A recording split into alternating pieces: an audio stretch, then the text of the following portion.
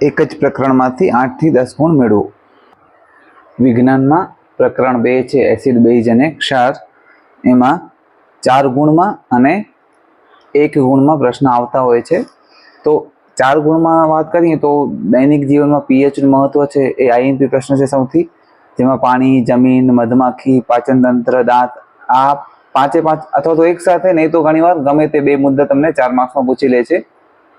પછી બીજું છે વિરંજન પાવડર એટલે કે બ્લીચિંગ પાવડર, એની બનાવટ અને ઉપયોગો, એનું સૂત્ર છે, સમીકરણ છે, એના ઉપયોગો છે। તે જ રીતે પ્લાસ્ટર ઓફ પેરિસની બનાવટ અને ઉપયોગો। તો આ 3 સૌથી વધારે આઈએમપી છે જે પૂછતા હોય છે। એ સિવાય ખાવાનો સોડા એટલે કે બેકિંગ સોડાની બનાવટ અને ઉપયોગો, ધોવાના સોડા વોશિંગ સોડાની બનાવટ અને ઉપયોગો આ પણ પૂછતા હોય છે। દાણાદાર ઝીંકની એસિડ સાથેની પ્રક્રિયા જેનાથી હાઇડ્રોજન વાયુ ઉત્પન્ન થાય છે, એ બી આકૃતિ સાથેનો એક પ્રયોગ છે, એ પણ પૂછતા હોય છે ઘણીવાર 4 માર્ક્સમાં।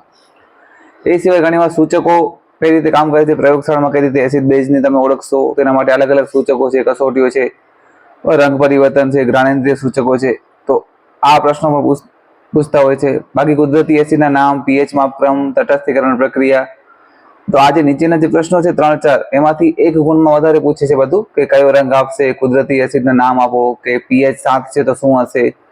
તો આ બધું 1 ગુણમાં વધારે આઈએમપી છે। આમાંથી પણ 1 ગુણના પ્રશ્નો નીકળે છે, પણ ઉપરના જે 5-6 પ્રશ્નો છે એ 4 ગુણમાં પૂછતા હોય છે। તો આ જે આઈએમપી પ્રશ્નો છે બધા તમે કરી લો એટલે તમારા 8 થી 10 ગુણ પાકા થઈ જાય।